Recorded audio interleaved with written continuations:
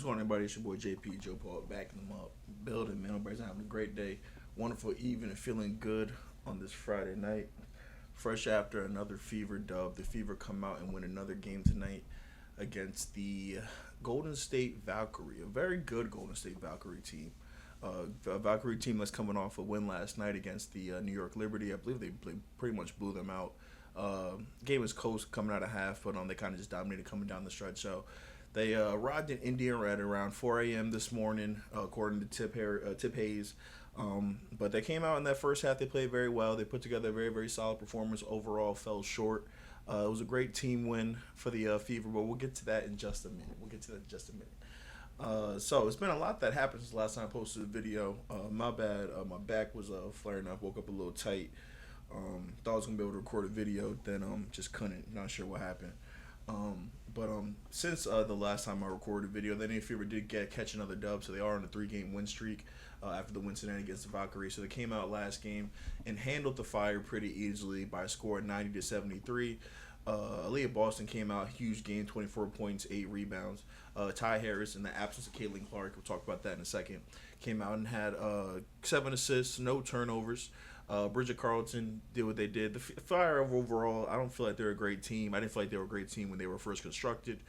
They really don't have a superstar, or a player that can really dominate the floor like the Tempo do. I think the Tempo did a great job during their draft getting Brittany Sykes and getting Marina Mabry. But Portland, they kind of went a different route. They got a lot of role players. Like Bridget Carlson's their best player, and she was like what a third, fourth option over there in Minnesota. Overall, the Fire, they're still a team that's trying to put it all together. But they got dominated that night. Great, like I said, great game by AB. Overall, just the Fever as a whole played very solid that night. But of course, what everybody was talking about before the game, after the game, during the game, I'm sure, was the absence of Caitlin Clark from that game. Just the entire circumstances around Caitlin Clark missing that game was a little confusing.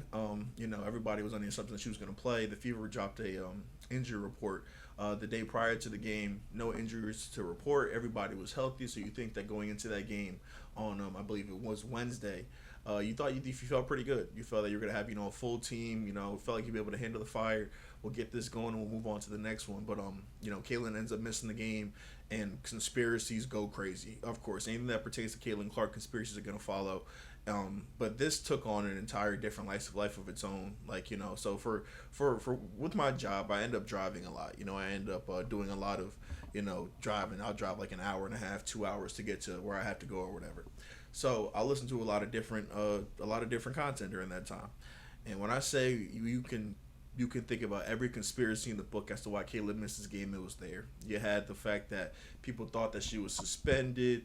People thought that Caitlin Clark just that the Indiana Fever were being kind of shady about their reporting, that they knew Caitlin wasn't going to play the entire time. But they wanted to still sell tickets, so they went and let this kind of go on until the last possible minute, because they ended up reporting that she was going to miss the game like an hour from game time. So it was really weird, especially coming off of last year when Caitlin Clark missed all that time with those injuries. In the reporting, it was like, yeah, she'll be back in a week, she'll be back in 2 weeks. She's ramping up, she's getting going, all the way up even through the playoff run. I'm pretty sure even during that first round and against Atlanta, a lot of the time it was there's a chance that Caitlin will she's still ramping back, she's still coming back, she's still doing her best to get on the court. And I'm not, obviously I believe that she was trying her best to get on the court, but I feel like at some point Caitlin Clark as well as the Fever brass knew that Caitlin Clark had no chance of coming back last season. So how that whole thing took place, how that whole situation took place was just kind of bizarre, if you ask me, in terms of just how it was handled. But because like I said, the conspiracies ran with the conspiracies. You have a bunch of things that are just they're just being thrown out there, not with a lot of fact, not with a lot of reason, just a lot of emotion being out there. A lot of people kind of having a PTSD experience for what happened this last season. And even coming into this game, of course, there's going to be a lot of questions. People were wondering if the Fever were going to be fined, because according to WNBA rules, injuries need to be reported by 5 o'clock the day prior to the game. According to Stephanie White, what she said in her interview before that game against the Fire, she said, before that game against the Fire, she said that they had full intention that Kayla was going to play. They had they believed that she was going to be out there on the court. And things happened. She woke up with tightness. They said Steph said on Tuesday morning. Still believed she was going to play even though she didn't practice on Tuesday. But they didn't report that she didn't practice on Tuesday.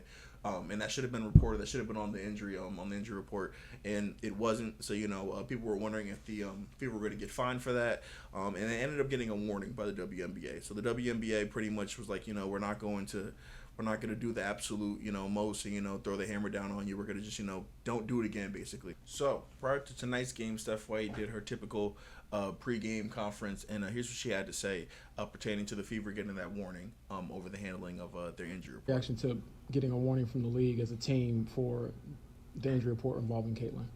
My reaction is for what? Well, to follow up to that, why is that your reaction? Because we did things the right way. And to follow up, I know you've mentioned in the past that when we ask medical questions, we can defer that to the medical team. We, to my knowledge, don't have access to talk to them. I'm sorry. So yeah, to that point, I guess, how can you, or to be real, what is the line between what a coach can disclose and not disclose publicly, and how do you toe that line when you want to protect the player, but also you have to inform the public to a degree? Yeah, I don't disclose anything that's not already disclosed by our medical team, by our franchise. Steph, what is... Okay, so a couple of things. So this is my first time hearing Steph's reaction to this guy's question, and I like this guy, James Boyd. I actually just followed him. He's really good. He actually has no problem asking, the hard-hitting questions, or really asking follow-up questions as to be like, that wasn't a sufficient answer. And you could even see, kind of hear, at one point during the during his questioning, he was kind of just like, let's just be real. He was just like, because he seemed like he was a little fed up because Steph was definitely giving him, kind of a pissy attitude or something, as if he was doing something besides his fucking job, which was, trying to get the Newsweek report out to the fans, because apparently what Steph White just said is that she's not going to report anything that the team doesn't report. So basically, we don't need to keep worrying about hearing our news about Caitlin Clark from Steph White. We don't need to have to worry about, what is Steph White going to say in her latest pregame interview, to give us some kind of insight as to, how Caitlin's feeling. She ain't going to say shit unless the team reports it. So basically, when it comes to injuries pertaining to Caitlin Clark, our best bet is to go through Caitlin Clark, and then basically the injury report, because outside of that, there's really nothing that we're going to get from anybody. Caitlin Clark did come out before the game and also talk to the media about the situation, and I did listen to this one already. I'm going to play it for you guys because I kind of wanted to hear what you guys feel about it first, and then I'll go ahead and say what I got to say about it. Take us through your Tuesday and Wednesday, both regarding your practice and back. So I woke up Tuesday. I was here. I got treatment, as I've done many practices before, as many of my teammates have done. I had every intention of playing. Didn't indicate I wasn't going to play. Approached Wednesday, that was the day of our game, as I was 100% playing. Woke up Tuesday, felt a little sore. Texted our training staff, texted my personal physio. Then do you want to know what I ate for breakfast too? So then I had a filet. I had 2 eggs over medium. I had potatoes and 2 blueberry waffles with butter and syrup. Okay. Then I had PT at home. Then I came down here about 1 o'clock, and we tried to do everything we can. Got on the court, I lifted, went through a hard workout. And I actually went back and looked, because of all these narratives that are going crazy online, about when I told my mom I was going to play the game. 4:47, you guys found out at 5:20.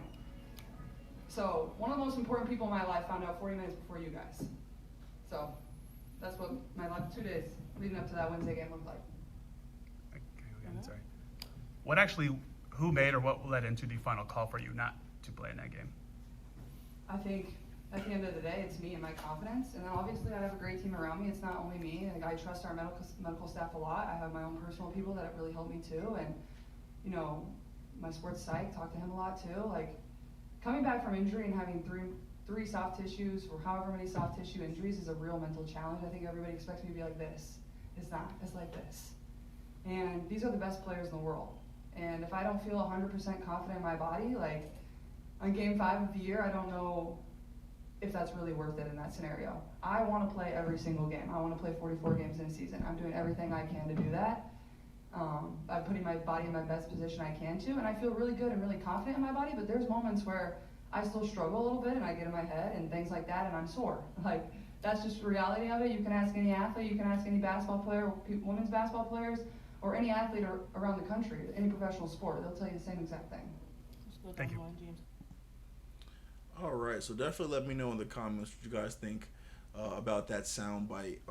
Overall, man, just when I listened to how Caitlin was just talking during that interview, I felt there was a lot of emotion behind what she was saying.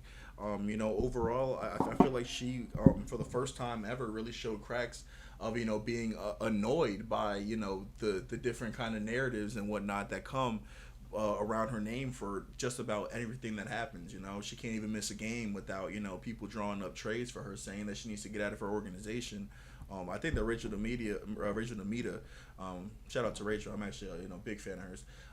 She came out and I feel like she kind of took it over the top. She was kind of like, I don't think that the Fever and Caitlin Clark relationship is something that's going to be able to work out. Overall, don't be surprised if she asks for a trade. Like it was just real surprising stuff. That might not have been Rachel. What I'm saying, I mean, I misquote her, but that might not have been Rachel. But just like overall, it was just very really revealing.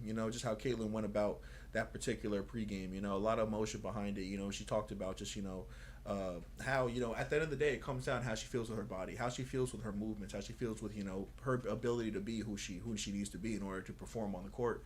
And on that day, she's saying that she didn't have it. So I think that she basically came out, quelled out any any kind of speculation when it comes down to whether this was a suspension, whether this was a retaliation. I forgot to mention she had gotten to a back and forth with Steph White the game prior against Seattle, I believe. Same, she got into another interaction with Bria January.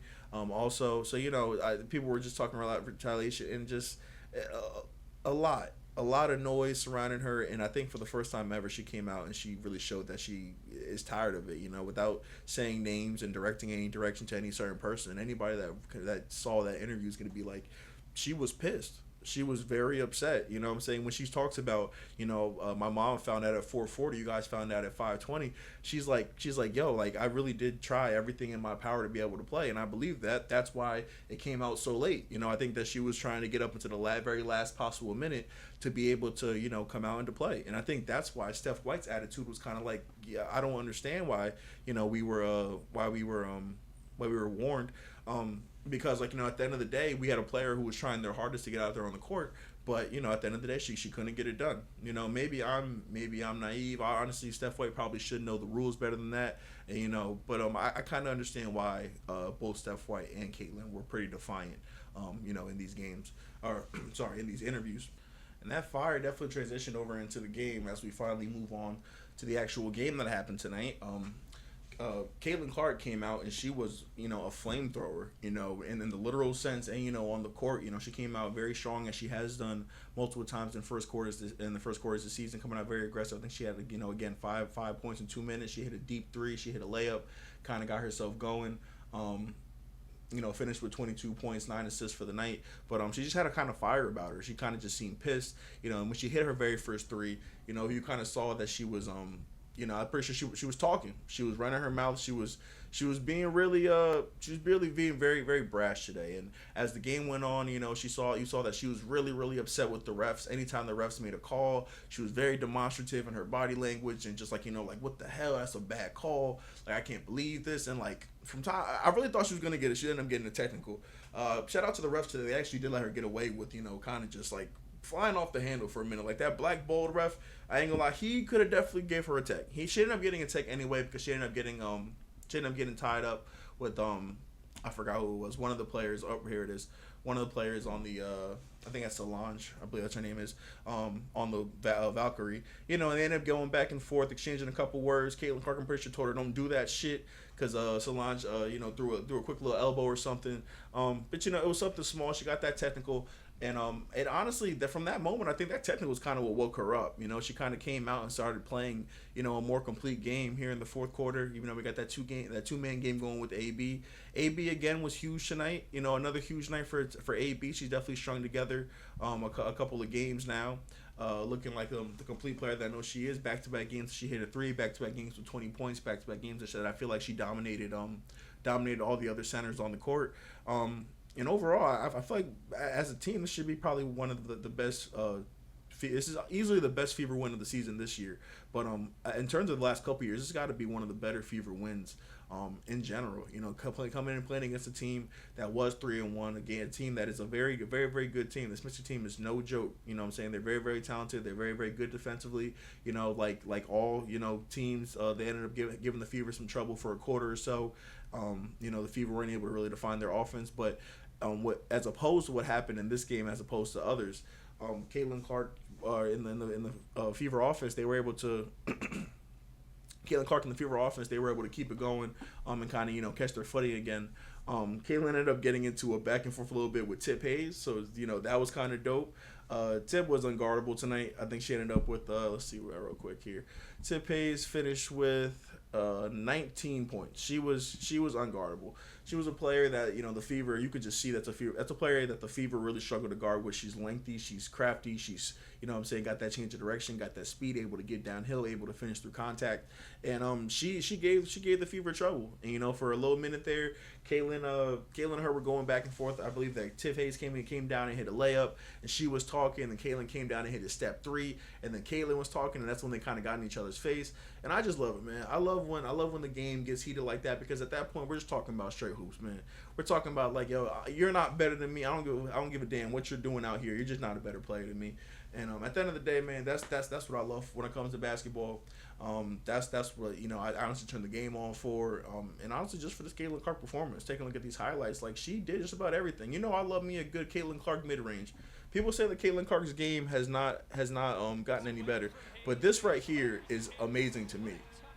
If Caitlin can consistently add a move like this to her game, we're talking about an unguardable player.